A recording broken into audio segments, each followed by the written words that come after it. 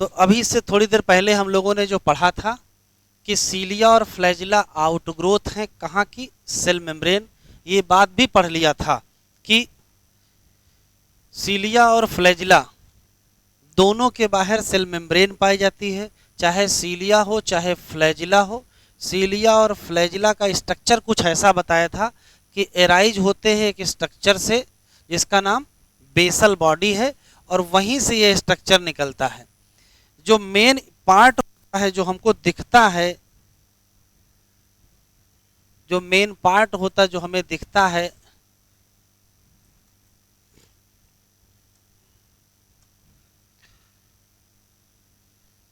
इसको हम लोग कहते हैं, ये बहुत पतला चल रहा है भाई, इसे कहते हैं कोर ऑफ सीलिया, या इसी को कहते हैं कोर ऑफ फ्लैजिला। और कोर के लिए एक स्पेशल शब्द मैंने बताया है, इसको एक्सोनीम कहते हैं। तो चाहे सीलिया हो चाहे फ्लैजिला हो, कहां से निकलेगा, तो आंसर देंगे बेसल बॉडी से निकलेगा। और इसके ऊपर ऊपर क्या पाया जाएगा, इसके ऊपर ऊपर पाई जाएगी सेल मेम्ब्रेन।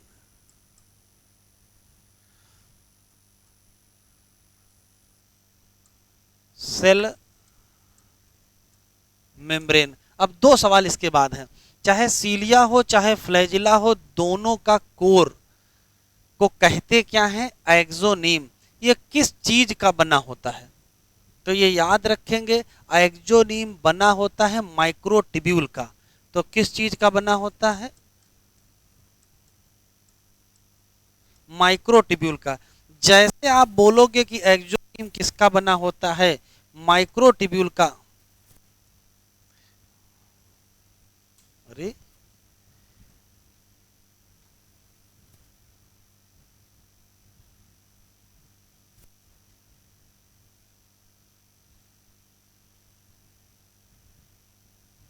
एक्सोनीम माइक्रोट्यूब्यूल का बना होता। वैसे आपसे पूछेगा कि माइक्रोट्यूब्यूल कितनी होती है और कैसे अरेंज होती है, तो दो क्वेश्चन आप याद रखिएगा। पहला, ये टोटल होती हैं 20 माइक्रोट्यूब्यूल,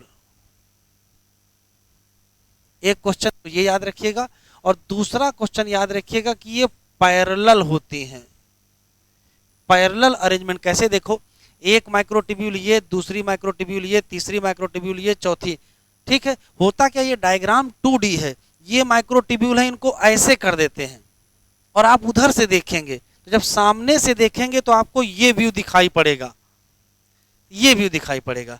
ये डायग्राम आप सामने से देख रहे हैं, ऐसे माइक्रोट्यूब्यूल लगी हुई हैं, इनको आप ऐसे कर दिए, ऐसे ऐसे देख रहे हो, आप सामने से देख रहे हो।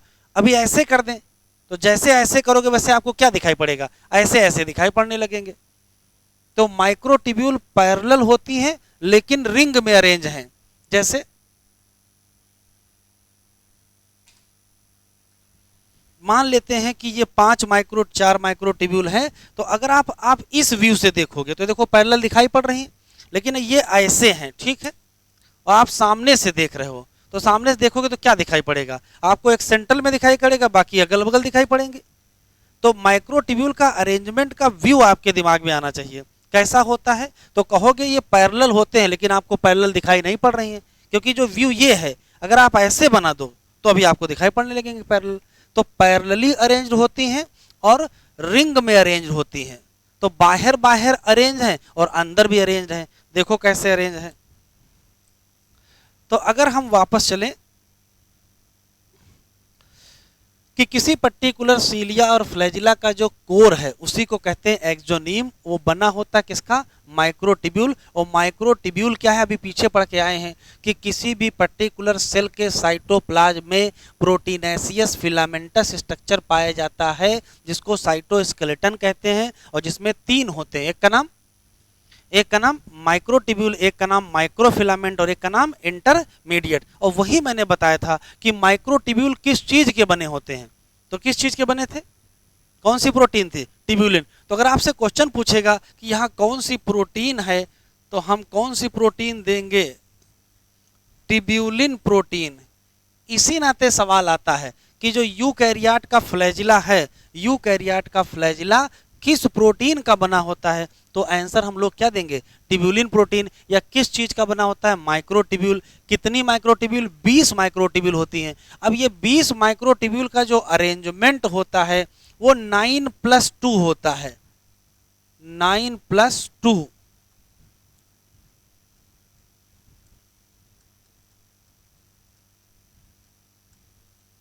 9+2 माइक्रोटिब्यूल अरेंजमेंट होता है। अब ये 9+2 आपको दिखाई पड़ेगा अभी।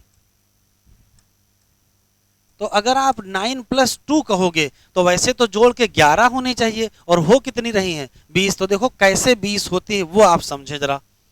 तो देखें कैसे 20 होती है। अगर माइक्रोटिब्यूल का अरेंजमेंट ध्यान से देखा जाए तो देखें, 2 माइक्रोटिब्यूल ये हैं, फिर 2 माइक्रोटिब्यूल ये हैं, 2 ये हैं, 2 ये हैं, 2 ये हैं। अगर आप जोड़ोगे तो 9 जगह रखे हैं। तो टोटल कितनी हो गई? 18 हो गए। और 1 माइक्रोटिब्यूल ये है और 1 माइक्रोटिब्यूल ये है, कितनी हो गई? 20। तो टोटल जो 20 माइक्रोटिब्यूल हैं वो अरेंजमेंट ध्यान से सुनिएगा, उसमें से 18 माइक्रोटिब्यूल बाहर बाहर पाई जाती हैं और 2 माइक्रोटिब्यूल अंदर पाई जाती हैं। जो बाहर बाहर पाई जाएंगी उनका नाम क्या रखोगे? Peripheral microtubule. और जो अंदर अंदर पाई जाएंगे उनका नाम क्या रखोगे? Central microtubule. पेरिफेरल माइक्रोटिब्यूल हैं कितनी? टोटल 18 हैं। और सेंट्रल माइक्रोटिब्यूल हैं कितनी? 2 हैं। लेकिन अंतर देखिए, यहाँ जो 2 हैं वो दोनों अलग अलग हैं। यहाँ जो 18 है वो 9 जोड़े में है, जो 18 है वो 9 जोड़े में है, एक जोड़े में 2 हैं, इसी नाते इसको कहते क्या है? डबलेट। और यहाँ जोड़े में नहीं है, इसी नाते इसको कहते क्या है? सिंगलेट। तो कितने सिंगलेट होते हैं? टोटल 2, क्योंकि एक एक का सिंगलेट बनता है। और कितने डबलेट होते हैं? 9। और एक डबलेट में कितने माइक्रोटिब्यूल हैं? कितने हैं? 2। तो 9 डबलेट में कितने हो जाएंगे? 18। इसी नाते पेरिफेरल माइक्रोटिब्यूल कितने हैं? 18। और सेंट्रल कितने हैं? 2। कॉन्सेप्ट क्लियर है? तो फिर से सुनते हैं काम की बात। किसी भी सीलिया और फ्लैजिला के कोर को कहते हैं एक्सोनीम। और एक्सोनीम किस चीज का बना होता है? तो कहोगे पैरेलली अरेंज्ड माइक्रोटिब्यूल। कितनी? 20 माइक्रोटिब्यूल होती हैं। और वो 20 माइक्रोटिब्यूल 2 प्रकार से अरेंज होती हैं।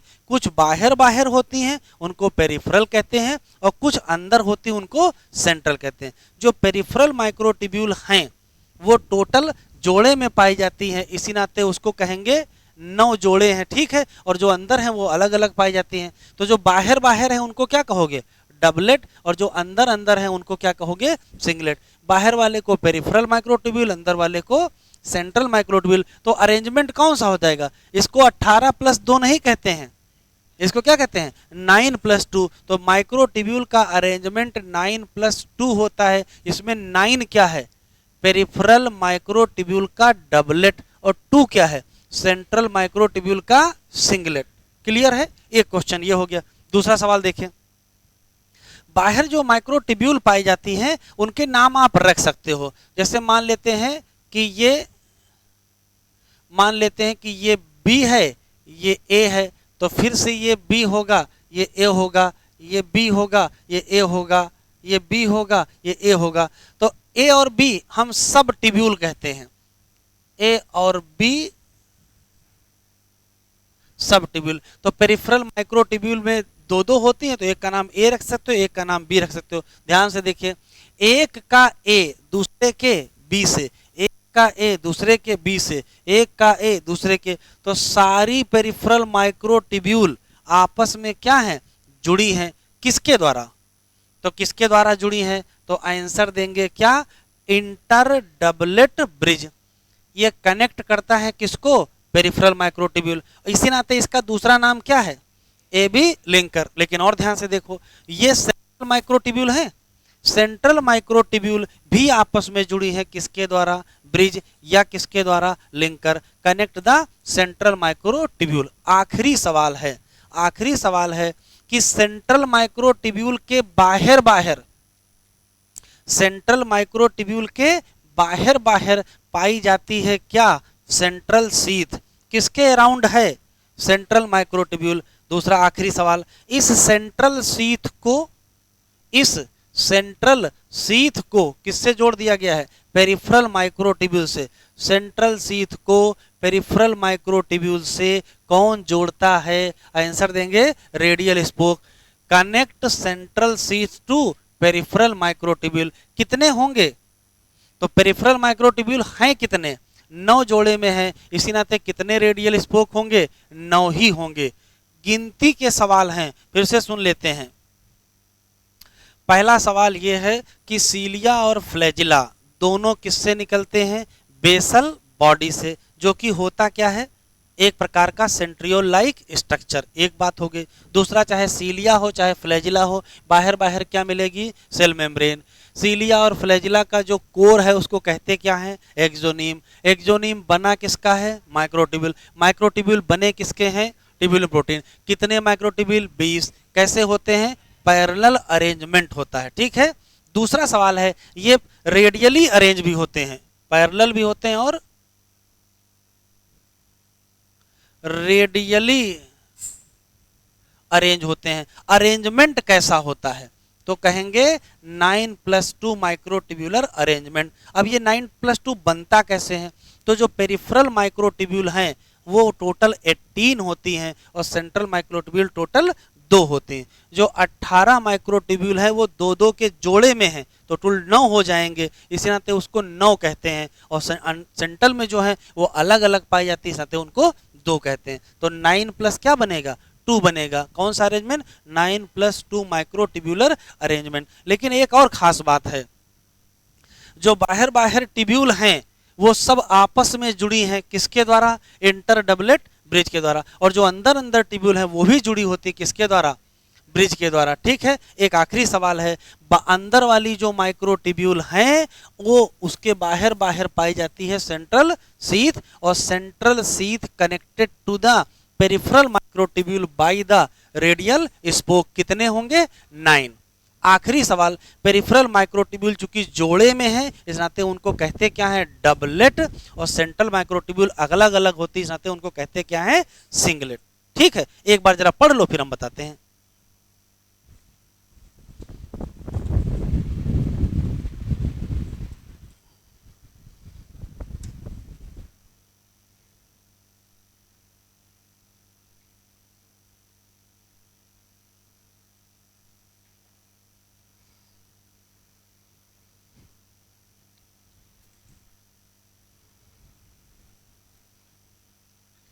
बतियाएं नहीं, एनसीईआरटी पढ़ें, अभी हम आपको अंडरलाइन करवाते हैं।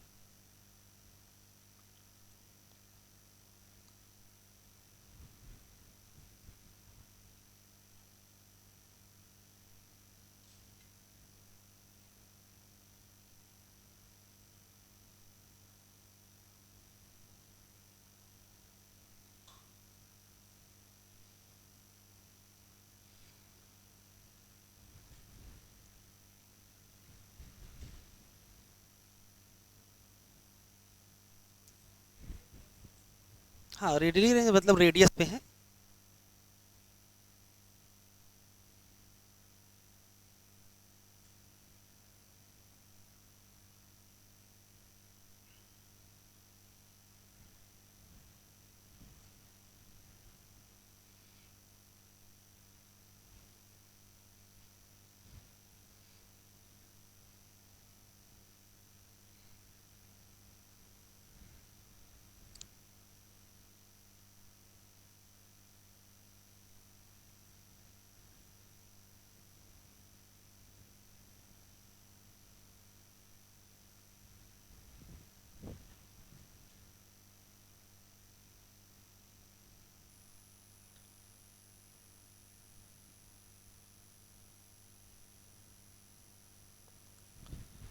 चलो खोलो एनसीईआरटी फिर से, देखो भाई।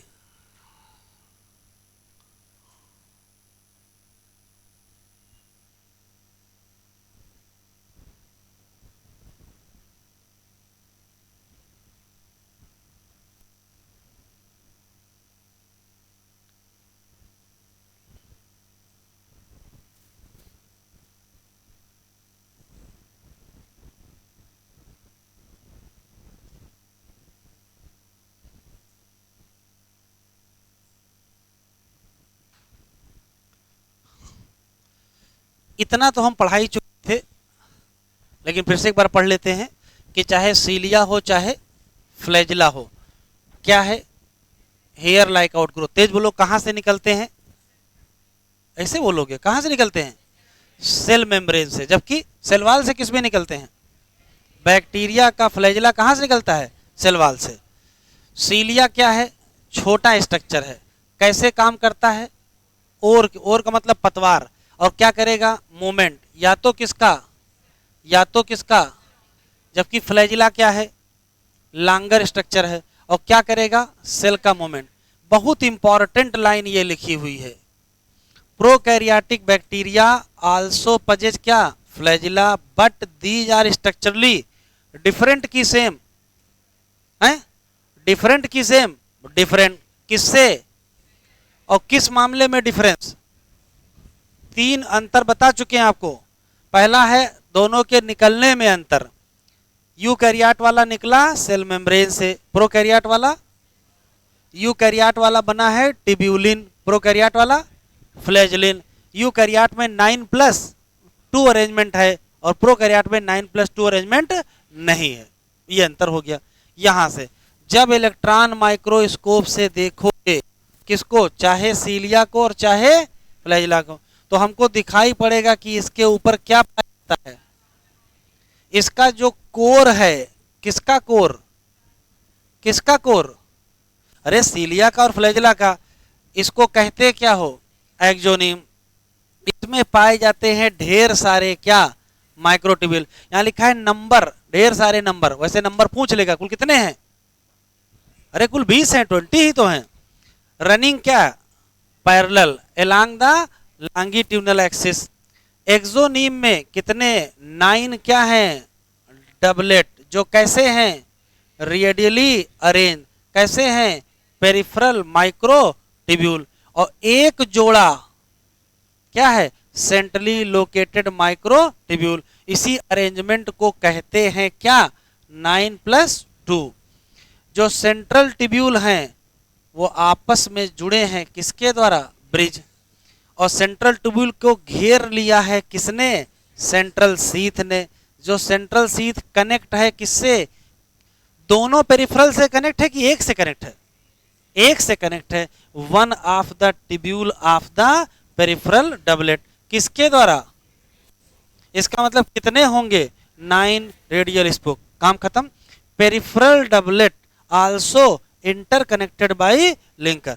फिर ये बात एनसीईआरटी की जो ये बात है वो वास्तव में यहां लिखी होनी चाहिए थी,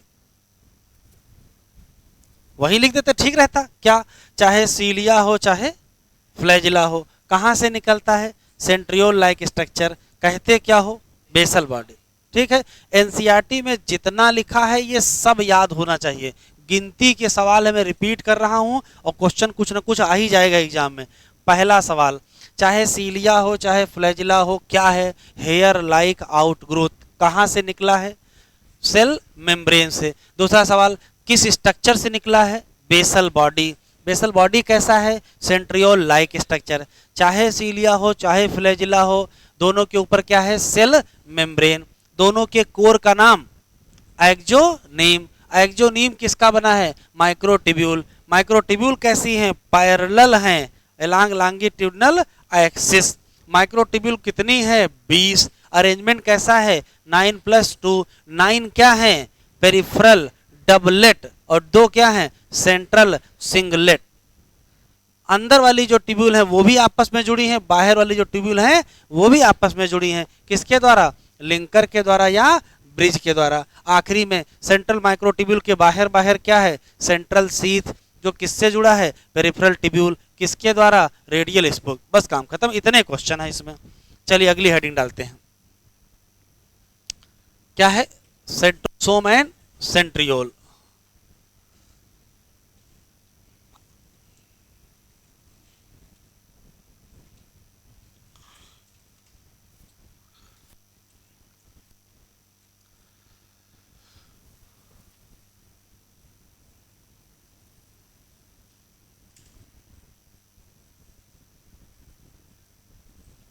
सेंट्रोसोम और सेंट्रियोल देखो क्या है, लिखेंगे नहीं देखेंगे केवल। पहला सवाल ये है कि सेंट्रोसोम किसमें पाया जाता है? प्रेजेंट इन, तो आप आंसर देंगे एनिमल सेल। और किसमें नहीं पाया जाता है? एब्सेंट इन, तो आंसर देंगे क्या? Plant cell. लेकिन ये याद रखेंगे क्या? ऑलमोस्ट, ज्यादातर प्लांट सेल में क्या होता है? एब्सेंट होता है। अगर हम सेंट्रोसोम की बात करें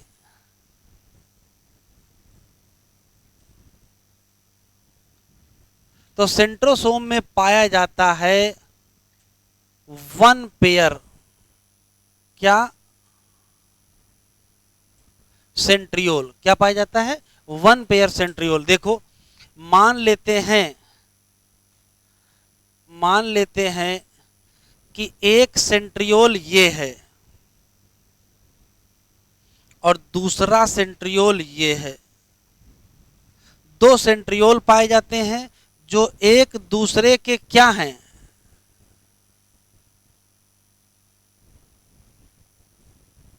परपेंडिकुलर हैं। अभी लिखो नहीं, देखो पहले, एक दूसरे के क्या हैं? परपेंडिकुलर हैं। एक क्वेश्चन तो यही है। दूसरा देखो, इस सेंट्रियोल के बाहर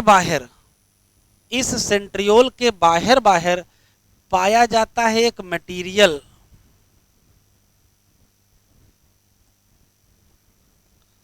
इस सेंट्रियोल के बाहर एक मटेरियल पाया जाता है जिसको कहते हैं पेरी या एमार्फस पेरी सेंट्रियोलर मटेरियल। और ये एक दूसरे के कितने डिग्री एंगल पर हैं? 90 डिग्री एंगल पर हैं। ये क्या है? सेंट्रियोल है।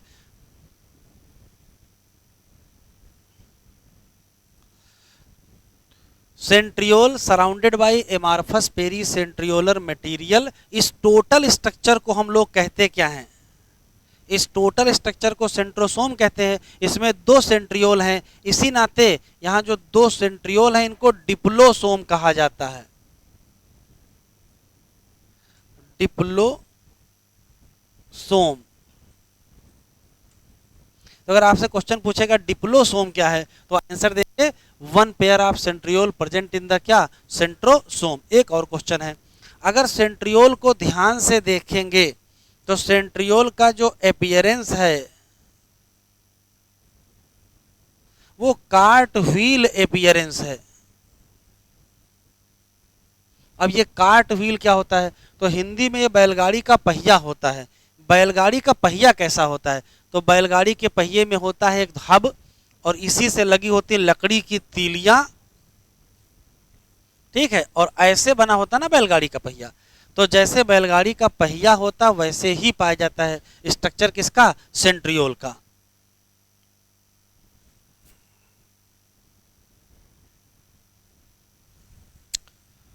तो सेंट्रियोल का स्ट्रक्चर कैसा होता है? तो आंसर देंगे कार्ट व्हील अपीयरेंस। ज्यादा कुछ है नहीं। Centrosome present in animal, centrosome absent in almost plant cell. प्रत्येक सेंट्रोसोम में पाए जाते हैं one pair centriole surrounded by amorphous peri centriolar material. बस एक और खास बात है कि दोनों सेंट्रियोल एक दूसरे के क्या होते हैं? परपेंडिकुलर होते हैं। सेंट्रियोल के अंदर देखेंगे तो हमको क्या मिलेगा? Cart wheel appearance. अब कार्ट व्हील अपीयरेंस देखना है कि क्या होता है। तो देखो, अगर हमको कार्ट व्हील अपीयरेंस बनाना है तो कार्ट व्हील अपीयरेंस ऐसे बनेगा कि सेंट्रल में बना लेते हैं एक स्ट्रक्चर जिसका नाम रख लेते हैं हब, जिसका नाम रख लेते हैं हब। तो सेंट्रल में क्या पाया जाएगा? हब पाया जाएगा। दूसरा देखो, हब से जुड़ी होती हैं तीलियां, तो तीलियां जोड़ लेते हैं। कितनी? 1 2 3 4 5 6 7 8, 9, कितनी तीलियां? 9 तीलियां होती हैं। फिर देखो खास बात यह होता है कि इसमें हर तीली के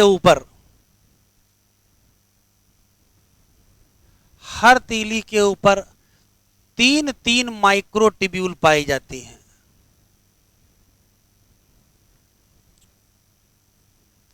अभी बनाइए नहीं, देखिएगा, हर तीली के ऊपर 3-3 माइक्रोट्यूब्यूल हैं।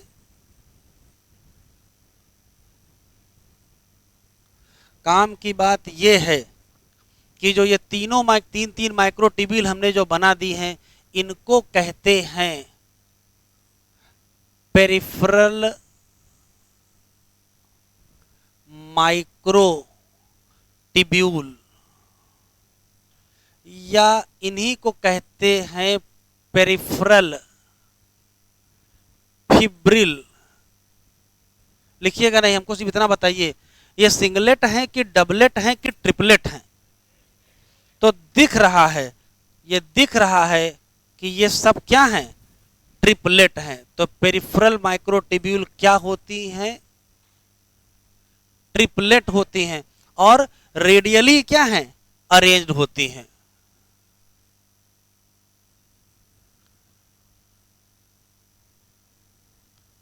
रेडियली अरेंजमेंट होता है दूसरा सवाल। तीसरा देखो,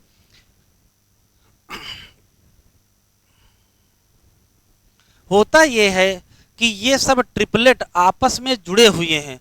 जैसे मान लेते हैं कि इसका नाम हम रख लेते हैं ए, इसका नाम रख लेते हैं बी, और इसका नाम रख लेते हैं सी। फिर इसका नाम क्या रख लें? ए, इसका नाम बी, और इसका नाम सी। तो हो ये रहा है कि ये सब आपस में जुड़े हुए हैं।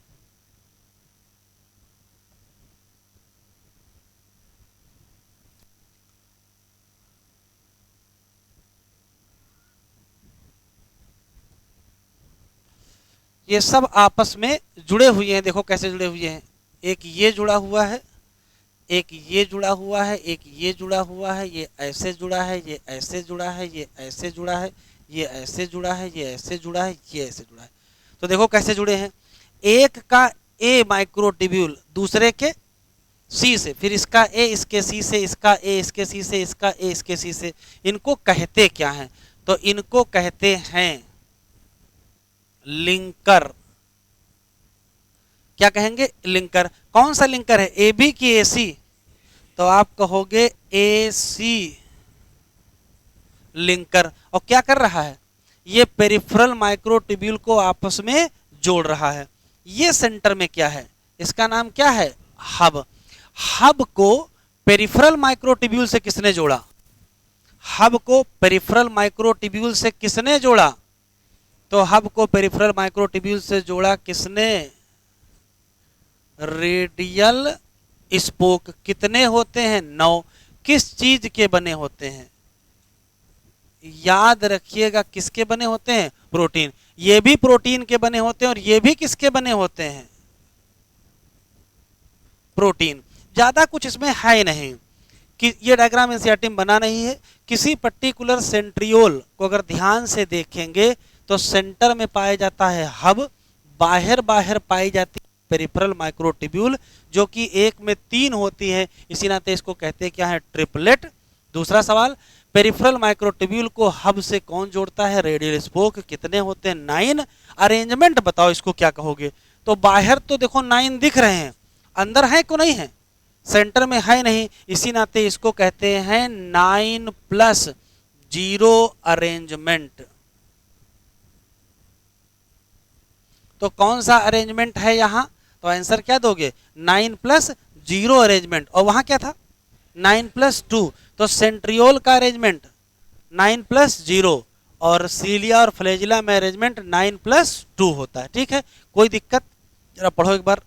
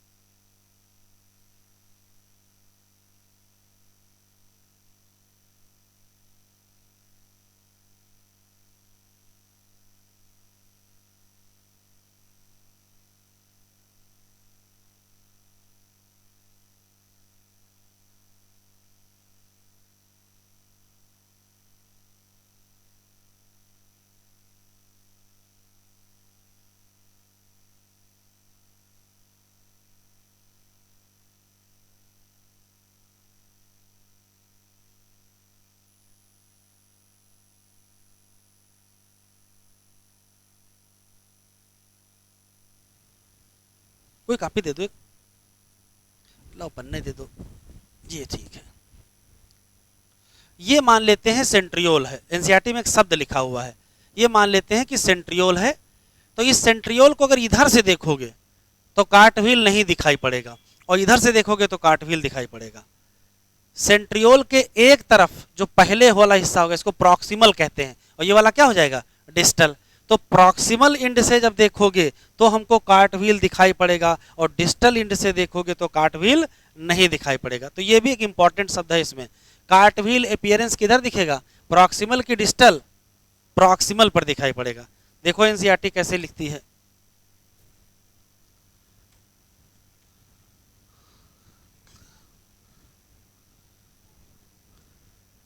लिखा है centrosome is organelle usually containing क्या, दो सिलिंड्रिकल स्ट्रक्चर, नाम क्या है, सेंट्रियोल, सराउंडेड बाई किसके द्वारा, एमार्फस क्या, पेरी सेंट्रियोलर मटीरियल। दोनों सेंट्रियोल ऑफ सेंट्रोसोम लाई क्या, परपेंडिकुलर टू ईच अदर, इन विच प्रत्येक सेंट्रियोल में ऑर्गेनाइजेशन कैसा है, कार्टव्हील। दे आर क्या, ये टिक कर लीजिए। ये दे किसके बारे में लिखा है, ये दे किसके बारे में लिखा भैया,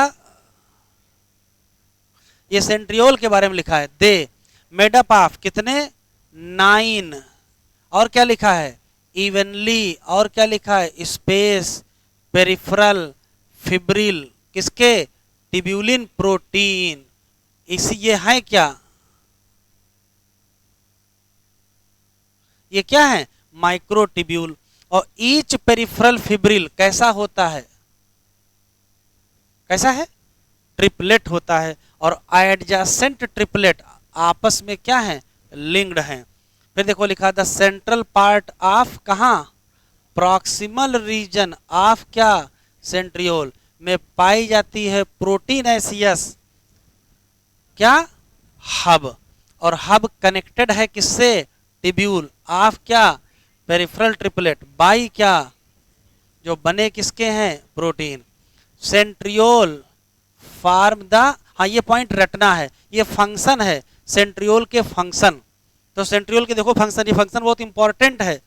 सेंट्रियोल बनाता है, सबसे पहले क्या बनाएगा, अभी पीछे पढ़ा के आए, क्या बनाएगा, बेसल बॉडी, और किसकी बनाएगा, और सेंट्रियोल ही क्या बनाएगा, स्पिंडल फाइबर, जब जिससे क्या बनेगा, स्पिंडल अपरेटस। कब बनेगा, सेल डिवीजन, किसमें, तो देखो जरा होता क्या है कि किसी पर्टिकुलर एनिमल सेल में एक पोल पर ये एक सेंट्रोसोम और दूसरे पोल पर दूसरा सेंट्रोसोम, यहां से निकल के आए क्या, स्पिंडल फाइबर, और यहां से भी निकल के आए क्या, स्पिंडल फाइबर, और ये है क्रोमोसोम। ठीक है, तो सेल डिवीजन के दौरान जो ये स्ट्रक्चर बना है इसको कहते क्या है, स्पिंडल अपरेटस। स्पिंडल अपरेटस के स्पिंडल फाइबर को किसने बनाया, आंसर देंगे सेंट्रियोल, या क्या कहोगे, सेंट्रोसोम ने बनाया। तो सेंट्रियोल या सेंट्रोसोम के दो फंक्शन कौन कौन से, एक कौन सा है, फार्म क्या, basal body of cilia and flagella, और दूसरा स्पिंडल फाइबर, उससे क्या बनेगा, स्पिंडल अपरेटस। कब बनेगा, सेल डिवीजन, किसमें बनेगा।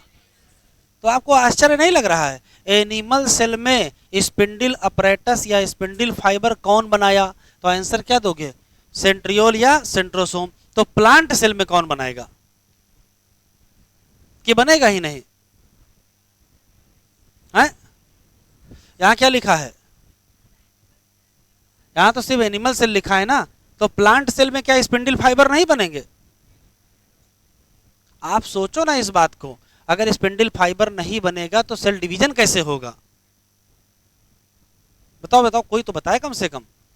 प्लांट सेल में भी स्पिंडल फाइबर बनेंगे, प्लांट सेल में भी अपरेटस बनेगा, उसके बगैर डिवीजन ही नहीं हो सकता, क्रोमोसोम अलग कैसे होंगे। तो ध्यान से सुनेंगे, प्लांट सेल में स्पिंडल फाइबर बनाए जाते हैं माइक्रोट्यूब्यूल के द्वारा, और एनिमल सेल में कौन बनाता है? कौन? तो यहीं लिख लो, एनसीईआरटी में बगल में जगह खाली है, यहीं लिखो, यहीं लिख लो क्या?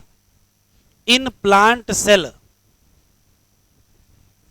In plant cell, cell spindle fibre, spindle fibre, fibre, spindle fibre form by, किसके द्वारा? तो आंसर देंगे माइक्रोट्यूब्यूल, माइक्रोट्यूब्यूल। बट इसी में लिख चले, but in animal cell, but in animal cell कौन बनाएगा? In animal cell it produce by, किसके द्वारा? सेंट्रियोल या सेंट्रोसोम।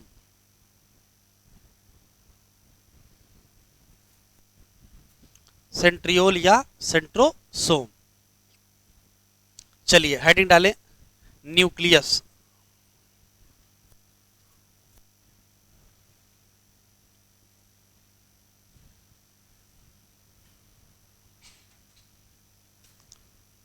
न्यूक्लियस,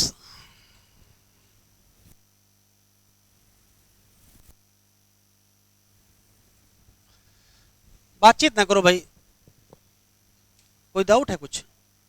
न्यूक्लियस देखो, पहला सवाल यह है कि एक वैज्ञानिक है जिनका नाम है रॉबर्ट ब्राउन। ईयर कौन सा है?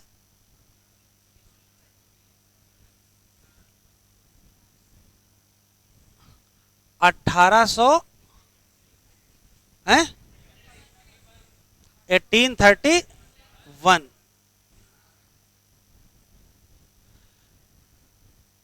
इन्होंने दो काम किया, discover nucleus as organelle. Nucleus को ऑर्गेनेल की तरीके से खोजने का श्रेय किसको जाता है? वो यही है, कौन? Robert brown. इन्होंने ही एक और काम किया है, इन्होंने नाम दिया है क्या? न्यूक्लियस। लेकिन फिर बदल गए वैज्ञानिक,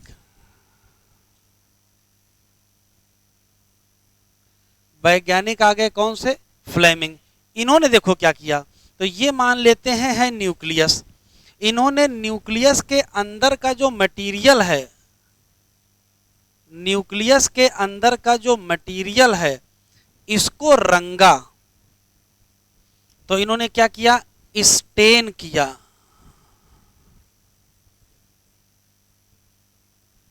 मटेरियल इनसाइड न्यूक्लियस। न्यूक्लियस के अंदर के मटेरियल को रंगा, और किसके द्वारा रंगा? By basic dye, basic dye के द्वारा रंगा। और अंदर जो मटेरियल दिखाई पड़ा उसको उन्होंने क्या कहा? क्रोमैटिन कहा। तो ये नया सवाल कि अंदर के मटेरियल को बेसिक डाई के द्वारा किस वैज्ञानिक ने रंगा और उसको क्रोमैटिन किसने कहा? तो आंसर क्या दोगे? आंसर दोगे फ्लेमिंग। ठीक है। एनसीईआरटी में एक शब्द लिखा हुआ है, 2 मिनट जरा पानी पी लेते हैं।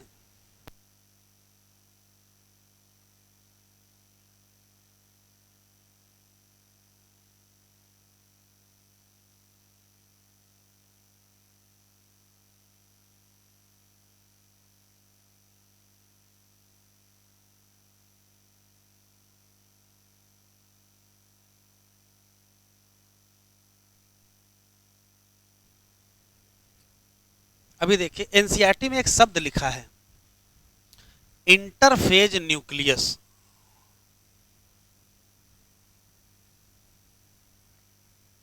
ले आप मतलब समझ लीजिए। इधर देखो जरा, मान लेते हैं कि ये पर्टिकुलर कोई सेल है और अभी ये डिवाइड नहीं कर रही है। नॉन डिवाइडिंग है। और अभी ये पर्टिकुलर कोई सेल है जो डिवाइड कर रही है, डिवाइडिंग, या कह सकते हो ड्यूरिंग डिवीजन। तो होता यह है कि जब सेल डिवाइड नहीं कर रही होती है तो इस सेल के अंदर हमको न्यूक्लियस देखने को मिलता है, और जब सेल डिवाइड कर रही होती है तो उसके अंदर न्यूक्लियस देखने को नहीं मिलता है। इसका मतलब क्या हुआ है कि न्यूक्लियस डिसअपीयर कर गया।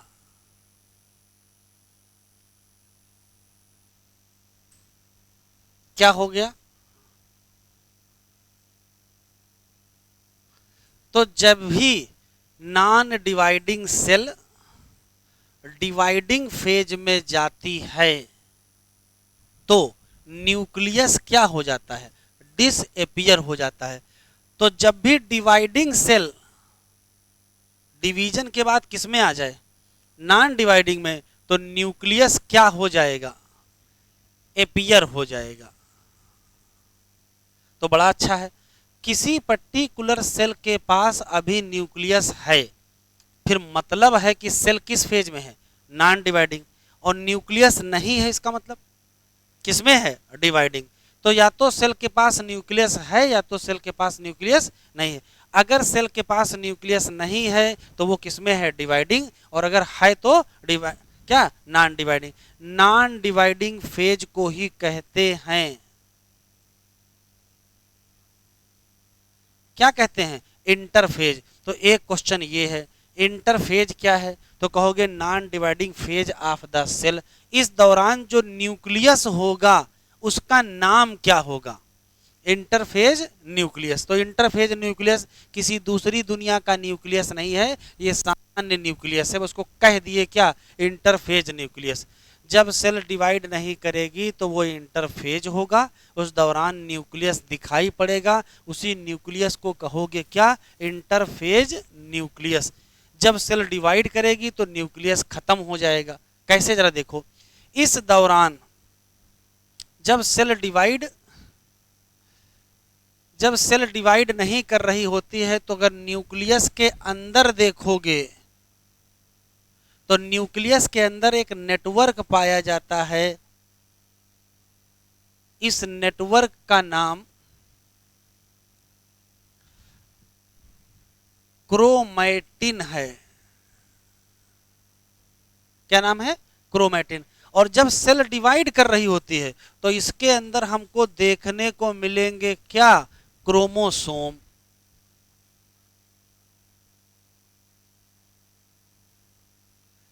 तो काम की बात जानते हो क्या हुआ है कि जब सेल नॉन डिवाइडिंग से डिवाइडिंग में जाएगी तो क्रोमैटिन किसमें कन्वर्ट कर जाएगा?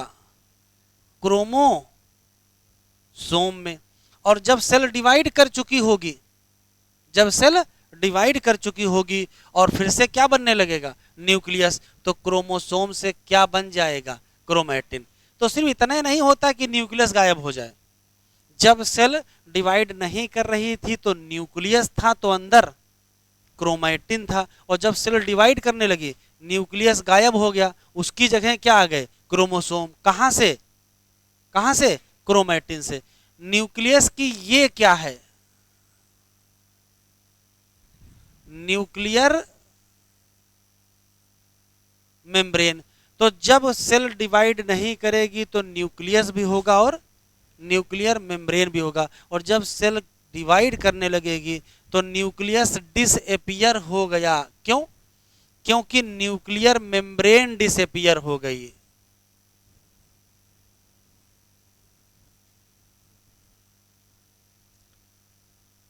तो जब न्यूक्लियर मेम्ब्रेन डिसअपीयर हो जाएंगे तो क्या अपीयर हो जाएंगे? तो कहोगे क्रोमोसोम अपीयर। और जब डिवीजन खत्म हो जाएगा तो क्रोमोसोम डिसअपीयर होंगे और न्यूक्लियस अपीयर हो जाएगा। तो ऐसे ही चल रहा है, कभी न्यूक्लियस है और कभी न्यूक्लियस नहीं है। सेल डिवाइड नहीं कर रही तो न्यूक्लियस है, क्रोमैटिन है, न्यूक्लियर मेम्ब्रेन है, और जब डिवीजन शुरू हो गया न्यूक्लियर मेम्ब्रेन खत्म, तो न्यूक्लियस भी खत्म, तो क्रोमैटिन भी खत्म, और उसकी जगह क्या आ गया, क्रोमोसोम। तो कभी हमारे सेल के अंदर क्या दिखाई पड़ेगा, न्यूक्लियस, न्यूक्लियर मेम्ब्रेन और क्रोमैटिन, और कभी क्या दिखाई पड़ेगा, क्रोमोसोम।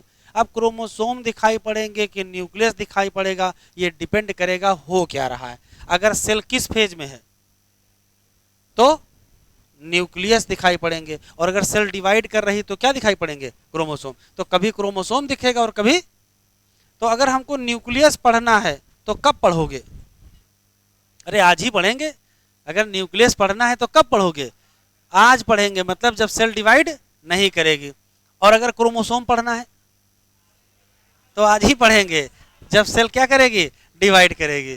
तो जब सेल डिवाइड करेगी मतलब हमारा ये है, अगर हमको न्यूक्लियस के स्ट्रक्चर को देखना है तो सेल को कब देखो, है इंटरफेज में, और हमको क्रोमोसोम देखना है तो कब देखो, डिवाइडिंग। तो इसी नाते एनसीईआरटी में एक शब्द लिखा है कि इंटरफेज न्यूक्लियस। इंटरफेज न्यूक्लियस का मतलब सेल किसमें है, इंटरफेज में है, और क्या दिख रहा है, न्यूक्लियस दिख रहा है। तो देखो क्या क्या दिखेगा, सब मिल जाएगा, परेशान ना हो। नहीं मिलेगा तो हम फिर से पढ़ा देंगे, ठीक है।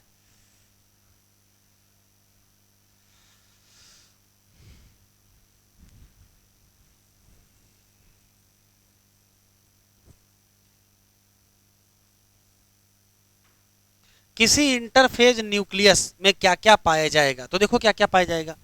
सबसे पहले बाहर बाहर बताओ क्या पाया जाएगा, न्यूक्लियर मेम्ब्रेन। अंदर क्या भरा होगा, अरे अंदर क्या भरा होगा, हवा, हवा भरी होगी अंदर, वाह भाई वाह। बाहर बताओ क्या होगा, न्यूक्लियर मेम्ब्रेन। और अंदर क्या होगा, न्यूक्लियर मैट्रिक्स होगा, जिसको कहेंगे क्या, न्यूक्लियोप्लाज्म। और क्या होगा, और अगर ध्यान से देखोगे तो इसके अंदर ऐसे ऐसे नेटवर्क मिलेंगे, हैं जो नेटवर्क मिलेंगे उनका नाम क्या होगा, तो इनका नाम होगा क्रोमैटिन। क्रोमैटिन का क्या मिलेगा, नेटवर्क। ये क्या होते हैं,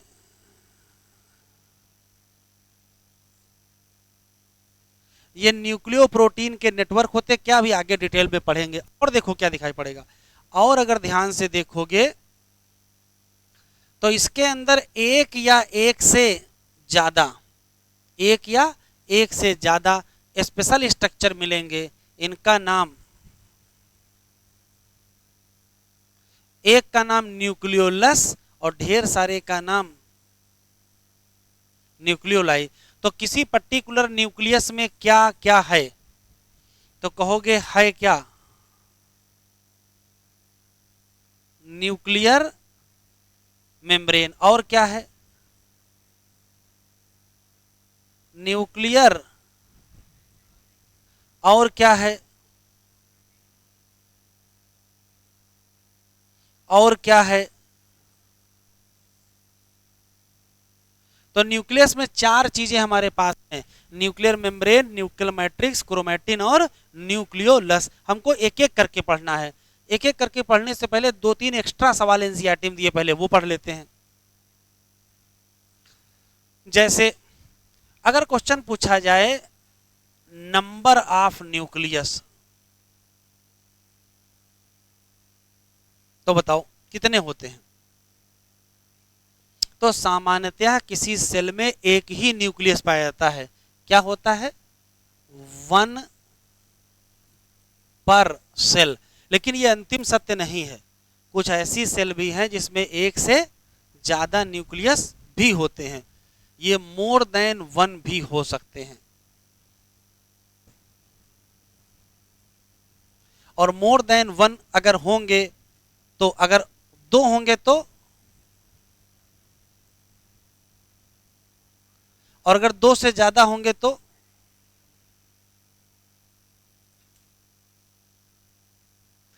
बाई न्यूक्लिएटेड कब कहोगे? जब दो होंगे। और मल्टी कब कहोगे? जब मेनी होंगे। बाई न्यूक्लिएटेड का एग्जाम्पल आपसे पूछा गया है। बाई न्यूक्लिएटेड का एग्जाम्पल कौन है जिसमें दो न्यूक्लियस होते हैं? तो आप आंसर देंगे पैरामीशियम। एक आंसर और आपको देना पड़ेगा। फंजाई में एक स्टेज होती है इसको डाई कैरियान फेज कहते हैं। डाई का मतलब होता है दो और कैरियान का मतलब होता है न्यूक्लियस। तो डाई कैरियान फेज।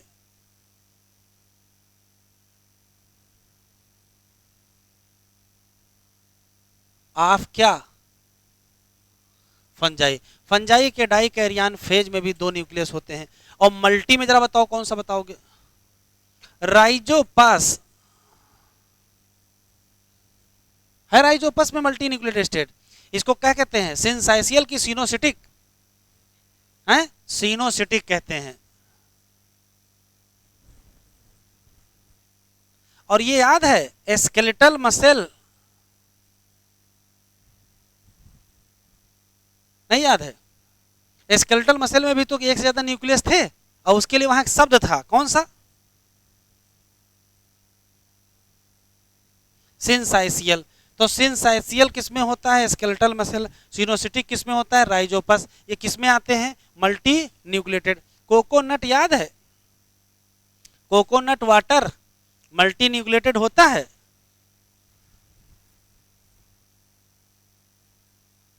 कोकोनट वाटर भी क्या होता है? मल्टी न्यूक्लिएटेड होता है। एनसीईआरटी में लिखा है कि पता करो कि किसमें किसमें एक से ज्यादा होता है। तो कम से कम 5 नाम तो बता ही दिए हैं। इसमें से ये तो नीट में पूछा जा चुका है। पैरामीशियम में एक बड़ा सा न्यूक्लियस होता है और एक छोटा सा न्यूक्लियस होता है। ठीक है, दो न्यूक्लियस पाए जाते हैं। वापस आओ, न्यूक्लियस किसमें है या किसमें नहीं है पहले बता दो। अरे तो नहीं में कम से कम एक नाम याद रखोगे। कौन सा?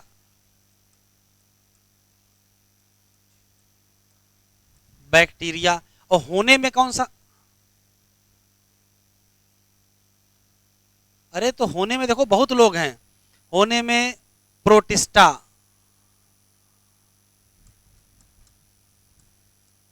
Fungi,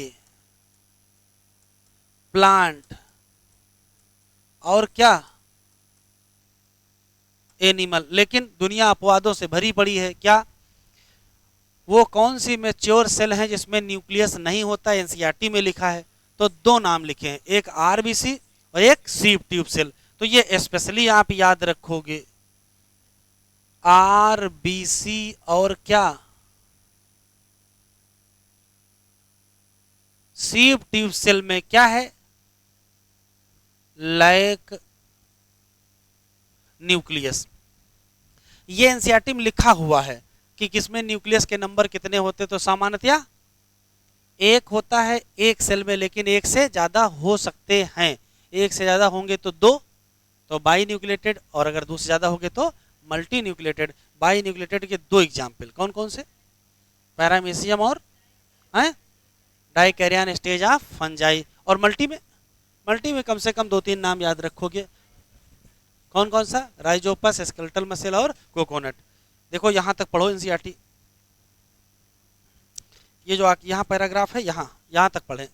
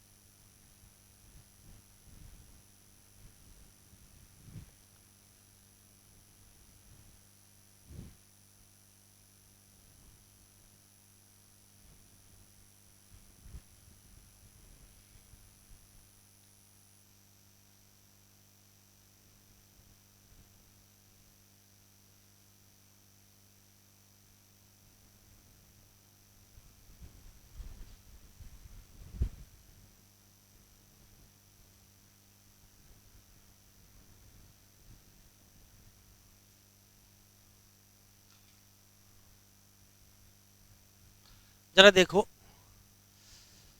nucleus as a cell organelle firstly describe by Robert Brown, कब? 1831। बाद में जो मटेरियल ऑफ न्यूक्लियस है उसको किसने रंगा? फ्लेमिंग ने। और फ्लेमिंग ने रंग के क्या बताया? बेसिक डाई से रंगा और उसका नाम क्या रख दिए? क्रोमैटिन। तो ये तो 2 सवाल आपको याद करने हैं। अच्छा, तो और पढ़ लेते हैं, फिर एनसीईआरटी पढ़ते हैं। जरा देखो इधर बेटा,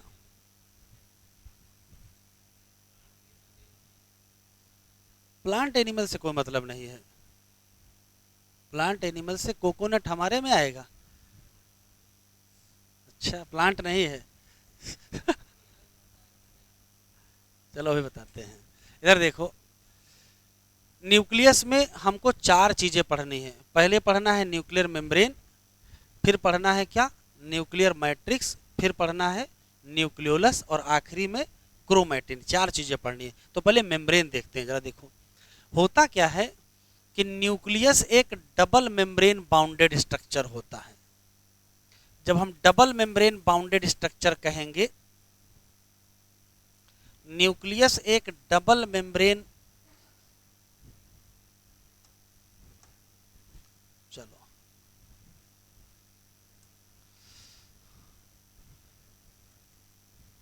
न्यूक्लियस एक डबल मेम्ब्रेन बाउंडेड स्ट्रक्चर होता है। और अगर स्ट्रक्चर को ध्यान से देखेंगे तो देखिए कैसे डबल मेम्ब्रेन बाउंडेड होता है।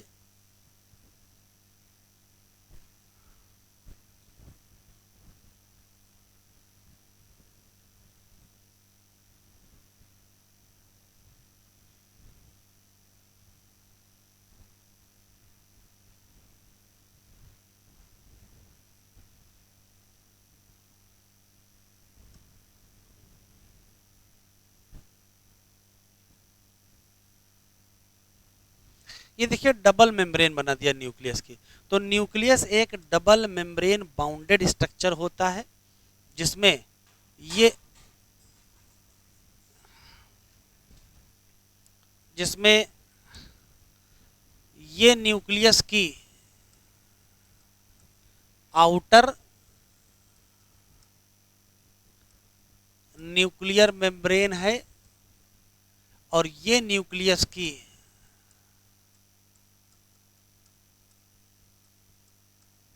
इनर न्यूक्लियर मेम्ब्रेन है। आउटर और इनर न्यूक्लियर मेम्ब्रेन के बीच में जगह दिखाई पड़ रही ये है, इसको कहते हैं पेरी न्यूक्लियर स्पेस। और होता कितना है? 10 से 50 क्या नैनोमीटर होता है। एक और ध्यान से देखिएगा, इसकी जो बाहर वाली मेम्ब्रेन है, इसकी जो बाहर वाली मेम्ब्रेन है वो कनेक्टेड होती है। बाहर वाली मेम्ब्रेन कनेक्टेड होती है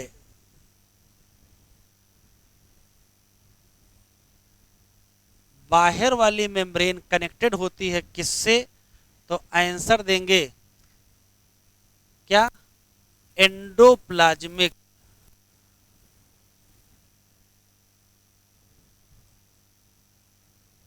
रेटिकुलम। और अगर ध्यान से देखोगे तो इसकी जो बाहर वाली मेम्ब्रेन है उस पे एक स्ट्रक्चर पाया जाता है। बाहर वाली मेम्ब्रेन पर एक स्ट्रक्चर पाया जाता है और वही स्ट्रक्चर एंडोप्लाज्मिक रेटिकुलम पर भी पाया जाता है। और ये स्ट्रक्चर राइबोसोम है। कहां प्रेजेंट है? कहां प्रेजेंट है? तो कहोगे आउटर न्यूक्लियर मेम्ब्रेन। और कहां प्रेजेंट है? Endoplasmic reticulum. एनसीईआरटी में से लिखा है nucleus is A double membrane bounded structure, बाहर की तरफ आउटर मेम्ब्रेन, अंदर की तरफ इनर मेम्ब्रेन, दोनों के बीच जगह खाली, उसको कहते हैं पेरी न्यूक्लियर स्पेस। कितना होता है? 10 से 50 नैनोमीटर होता है। और अगर ध्यान से देखेंगे तो आउटर मेम्ब्रेन कंटिन्यूअस विद, तो आंसर क्या देंगे? Endoplasmic reticulum. और एंडोप्लाज्मिक रेटिकुलम हो चाहे आउटर मेम्ब्रेन हो, दोनों के ऊपर पाया जाता है क्या? राइबोसोम। अंदर जाकर के देखेंगे तो अंदर जाकर के जब देखेंगे तो एक पतली लेयर पाई जाती है जिसका नाम, एक पतली लेयर पाई जाती है जिसका नाम न्यूक्लियर लेमाइना होता है।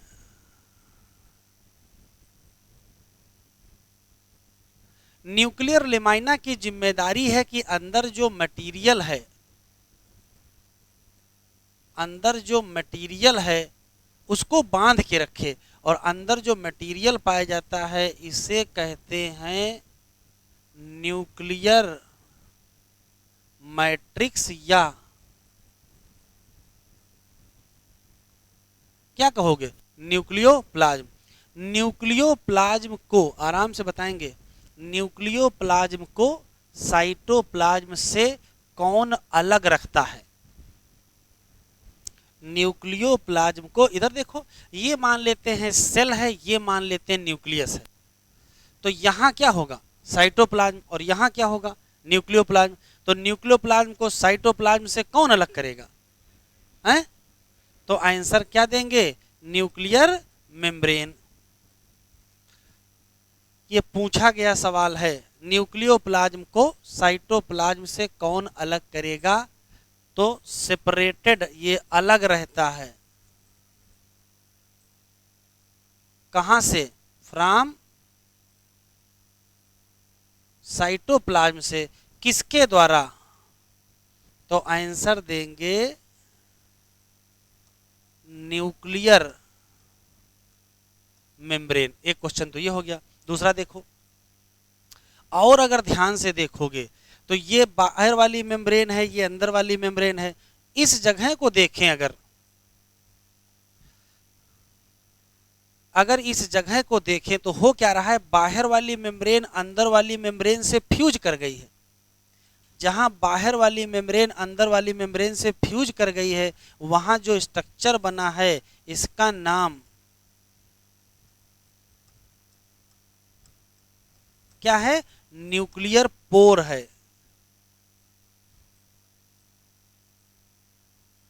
इसका नाम न्यूक्लियर पोर। इतना छोटा बच्चा है न्यूक्लियर पोर।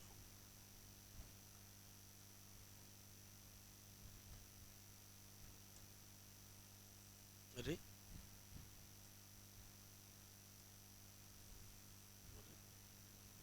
क्या हो रहा है? बड़ा मुश्किल है। वाह,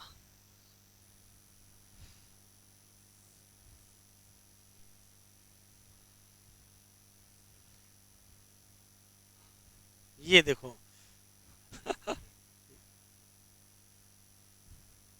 सबसे सही ये सिस्टम है, इससे होना चाहिए। हाँ, अब आया।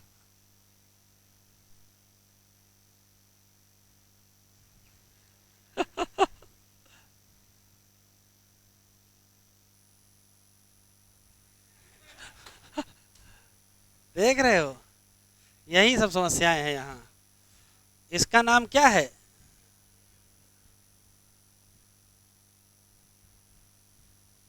न्यूक्लियर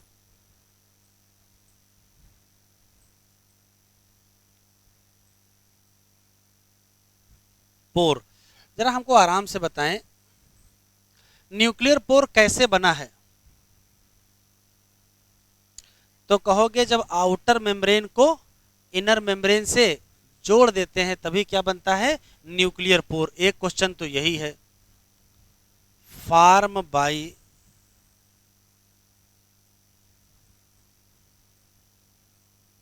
फ्यूजन ऑफ क्या? Outer and inner nuclear membrane. जरा काम बताओ हमको इसका काम। क्या काम होता होगा? तो देखो, न्यूक्लियोप्लाज्म को साइटोप्लाज्म से अलग रखने के लिए किसकी जिम्मेदारी दी गई है? न्यूक्लियर मेम्ब्रेन की।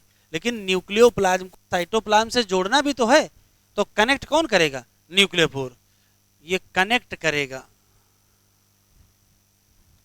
न्यूक्लियोप्लाज्म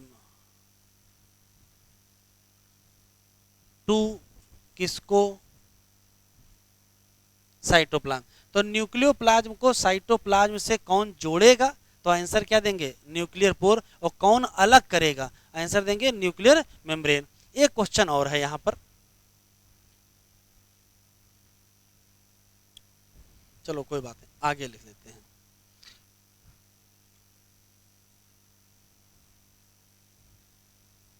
अगर आपसे पूछा जाए कि न्यूक्लियर पोर का काम क्या है, तो काम बहुत इंपॉर्टेंट है। देखो इधर देखिए, मान लेते हैं ये न्यूक्लियस है, ये मान लेते हैं सेल है, ठीक है। ये एक पोर यहाँ, एक पोर यहाँ, एक पोर यहाँ, एक पोर यहाँ, एक पोर यहाँ। पोर के काम समझो। होता क्या है कि मान लेते हैं अंदर क्या है? डीएनए, आपको पहले से पता है। डीएनए से क्या बनेगा? आरएनए। आरएनए से क्या बनेगा? राइबोसोम। फिर बाद में क्या बनेगा? प्रोटीन।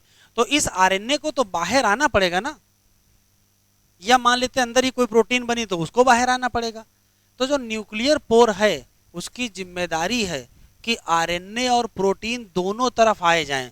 मतलब इधर से इधर चले जाओ या इधर से इधर चले आओ। लेकिन डीएनए, डीएनए कभी भी न्यूक्लियस के बाहर निकल के नहीं आएगा।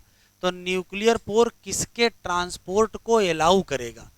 तो कहोगे आरएनए के और प्रोटीन के। और किसके ट्रांसपोर्ट को अलाउ नहीं करेगा?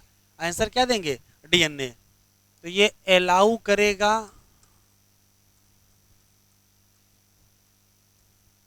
ट्रांसपोर्ट किसका? आरएनए का और किसका? प्रोटीन का। लेकिन नहीं अलाउ करेगा किसका? डीएनए। डीएनए को कभी अलाउ नहीं करेगा। और वो भी किस दिशा से? तो एनसीईआरटी में लिखा है बोथ डायरेक्शन। बोथ डायरेक्शन का मतलब आप साइटोप्लाज्म से कहां चले जाइए? न्यूक्लियोप्लाज्म। या न्यूक्लियोप्लाज्म से कहां चले जाइए? साइटोप्लाज्म। दोनों दिशा में आ जा सकता है कौन? आरएनए। लेकिन कौन नहीं आ जा सकता है? डीएनए। ठीक है, न्यूक्लियर पोर की ये बात होगी। वापस वहीं चलते हैं।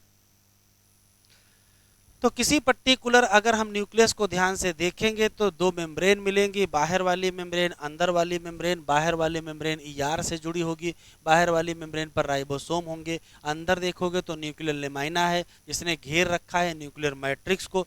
और ध्यान से देखोगे तो अंदर दो स्ट्रक्चर और मिलेंगे। एक का नाम ऐसे नेटवर्क मिलेगा, जो नेटवर्क मिलेगा उसका नाम है क्या? उसका नाम है क्रोमैटिन। और एक कुछ गोल गोल स्ट्रक्चर मिल जाएंगे जिनका नाम क्या है? क्या नाम है? न्यूक्लियोलस। दो तीन शब्द हमको किसके बारे में पढ़ना है? क्रोमैटिन के। और दो तीन शब्द किसके पढ़ना है? न्यूक्लियोलस के। देखते हैं क्या है। अगर आपसे क्वेश्चन पूछे कि न्यूक्लियोलस क्या है तो क्या बताओगे? तो कहोगे एक या एक से ज्यादा स्फेरिकल स्ट्रक्चर हैं जो कहां पाए जाते हैं? न्यूक्लियोप्लाज्म में या इनसाइड न्यूक्लियस कहोगे। लेकिन खास बात देखो, ये मान लेते हैं कि सेल है, ये मान लेते हैं न्यूक्लियस है, और ये मान लेते हैं कि न्यूक्लियोलस है। ये सेल है, मतलब सेल मेम्ब्रेन है, ये न्यूक्लियर मेम्ब्रेन है, और ये न्यूक्लियोलस है। तो न्यूक्लियोलस के अंदर का जो मटेरियल है वो न्यूक्लियोप्लाज्म से जुड़ा रहता है। क्यों? न्यूक्लियोलस में मेम्ब्रेन नहीं होती है। तो ये ऐसे हमने बना जरूर दिया है लेकिन ये ऐसा होता नहीं है। तो सिर्फ दो ही क्वेश्चन याद रखने हैं। न्यूक्लियोलस क्या है? तो कहोगे एक या एक से ज्यादा कैसे हैं? स्फेरिकल स्ट्रक्चर कहाँ पाए जाते हैं? प्रेजेंट इन न्यूक्लियोप्लाज्म, एक क्वेश्चन। दूसरा सवाल, मेम्ब्रेन से हैं घिरे कि नहीं हैं? नॉट बाउंडेड बाई क्या?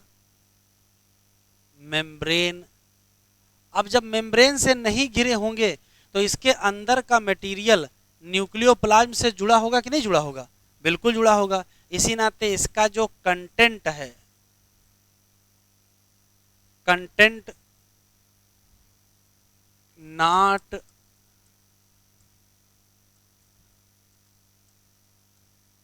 सेपरेट फ्रॉम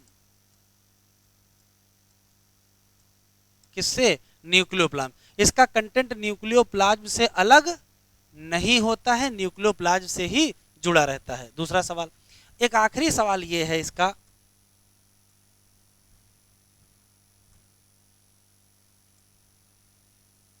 अरे ये बहुत बड़ी समस्या आ गई है, रबड़ ही नहीं काम करती है। ये देखो,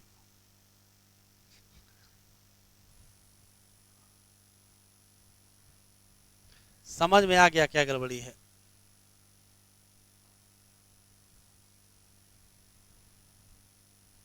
इधर से नहीं काम करता है, इधर से करता है। न्यूक्लियोलस किसी पर्टिकुलर सेल के न्यूक्लियस के अंदर है, करेगा क्या? क्या करेगा? तो एनसीईआरटी में लिखा है ये इन्वॉल्व है किसमें? Active ribosomal RNA synthesis. मतलब अगर आपसे पूछेगा ribosomal RNA, ribosomal RNA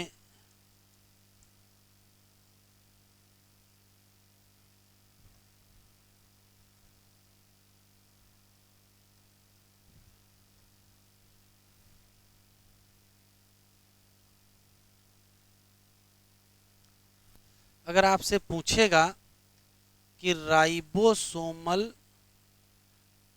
RNA की सिंथेसिस कहाँ होती है, तो आंसर क्या दोगे? तो आंसर दोगे न्यूक्लियोलस।